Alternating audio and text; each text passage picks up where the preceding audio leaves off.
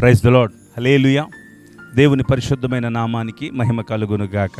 మీ అందరికీ ప్రభు పేరట శుభాలు. దేవుని బిడ్డలారా, ఎంతగానో మీ కొరకు నేను ప్రతి అంశాన్ని బట్టి ప్రార్థన చేస్తూ ఉన్నాను.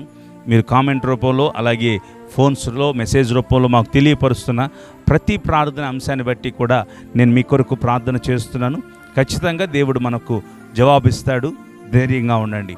మనము దేవునితో సహవాసం చేస్తే ఎలాంటి మేలు పొందుకుంటాం, అలాగే మేలు పొందుకోవాలంటే ఏం చేయాలి? చదవండి. యోబు గ్రంథము 22వ అధ్యాయము 21వ వచనం. ఆయనతో సహవాసము చేసిన ఎడల నీకు సమాధానము కలుగును, అలాగున నీకు మేలు కలుగును. Praise the Lord. మనము చాలామందితో సహవాసం చేస్తూ ఉంటాం, చాలామందితో కలిసి జీవిస్తూ ఉంటాం, చాలామందితో స్నేహాలు చేస్తూ ఉంటాం. అయితే కొన్ని స్నేహాలు కొంత మటుకు ఉపయోగకరంగా ఉంటాయి, కొన్ని స్నేహాలు మన జీవితాన్ని అవమానాల వైపుకి, హేళన వైపుకి తీసుకుని వెళ్ళిపోతూ ఉంటాయి. మనము ఎలాంటి స్నేహితులము కలిగి ఉన్నాము?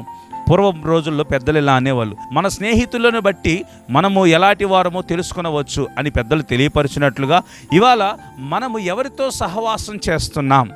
ఒక మాట, ప్రభుతో మీరు సహవాసాన్ని కలిగి ఉన్నారా? వాక్యం ద్వారా ప్రభు సెలవిస్తున్న మాట ఏంటంటే, మీరు ఆయనతో సహవాసము చేసిన ఎడల, మీరు ప్రభుతో కలిసి జీవించిన ఎడల, మీరు ప్రభుతో కలిసి నడవగలిగిన ఎడల ఆయన మీకు మేలు అనుగ్రహిస్తాడు. Praise the Lord. దేవునితో సహవాసాన్ని చేయటాన్ని బట్టి మనం ఎన్నో ఆధ్యాత్మికమైన మేలులు పొందుకొనగలుగుతాం. అబ్రహాము దేవునితో సహవాసం చేశాడు.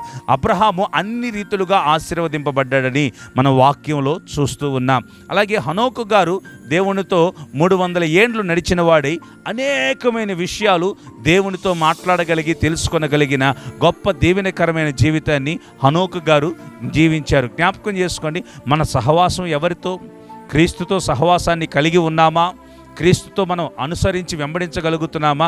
మనకు మేలు కలగాలంటే వారిని వీరిని వెంబడించడం కాదు, ప్రభువే మనకు మేలు కలుగు చేయవాడు గనక ఆయనతో సహవాసం చేయాలి, ఆయనతో కలిసి జీవించాలి, ఆయనను వెంబడించాలి, ఆయనతో నడిచే వారంగా ఉండాలి. అలాగే 95వ కీర్తనలో 7వ వచనంలో మనము దేవుని మాట వినటను బట్టి మనకు మేలు కలుగుతుందని వాక్యం చదివిస్తూ ఉంది. మనము ప్రజల మాటలు విని వాటి ప్రకారం చేస్తాము, వాళ్ళ మాటలకు అంగీకరిస్తాం, కానీ దేవుని మాటలు మనం అంగీకరించం. ఎందుకనంటే దేవుని మాటలు మనకు కష్టంగా అనిపిస్తూ ఉంటాయి. ప్రభు చేయమన్న పనులు మనకు కష్టతరంగా, ఇబ్బందికరంగా ఉంటాయి కనుక అవి మన స్వేచ్ఛకు భంగం కలిగించేవిగానో, లేకపోతే మన యొక్క జీవిత విధానానికి వ్యతిరేకంగానూ అనిపించటాన్ని బట్టి మనం దేవుని మాటకు అంగీకరించలేం, దేవుని మాట వినలేం. కానీ వాస్తవంగా నీకు మేలు కలగాలంటే, నువ్వు ఫలించాలి అంటే, నువ్వు అభివృద్ధి చెందాలి అంటే, నీ కుటుంబం వర్ధిల్లాలి అంటే మనము దేవుని మాట అంగీకరించే వారమై ఉండాలి.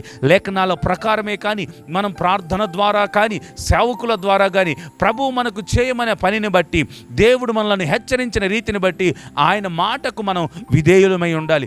దేవునితో సహవాసం చేయటాన్ని బట్టి మనకు మేలు కలుగుతుంది. అలాగా యథార్థంగా ప్రవర్తించటాన్ని బట్టి 84వ కీర్తన 11వ వచనంలో మనము యథార్థంగా ప్రవర్తించటాన్ని బట్టి మనకి మేలు కలుగుతుంది. ఇష్టం వచ్చినట్లుగా ప్రవర్తించడం కాదు, దేవుని యొక్క ధర్మశాస్త్ర గ్రంథానికి విధేయులమై, దేవుని ఆజ్ఞలకు లోబడిన వారమై యథార్థంగా ప్రవర్తించినప్పుడు మనకు మేలు కలుగుతుంది.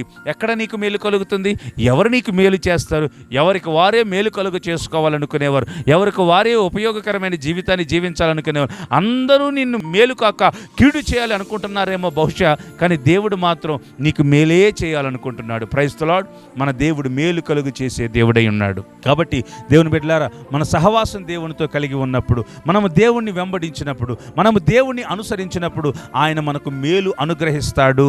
ఆయన మేలు చేస్తాడని ఆయన మాట అంగీకరించండి, ఆయనకు లోబడండి. ఖచ్చితంగా మీ పట్ల దేవుడు గొప్ప కార్యాలు చేస్తాడు. కలిసి కళ్ళు మూసుకొని నాతో పాటు ప్రార్థనలో ఏకీభవించండి. ప్రేమ కలిగిన మా తండ్రి, దయగలిగిన మా ప్రభు, నీ పరిశుద్ధమైన ఉన్నతమైన నామానికి స్తోత్రాలు. ప్రభా, నీవు మేలు కలుగు చేయగలిగిన దేవుడివై ఉన్నావు.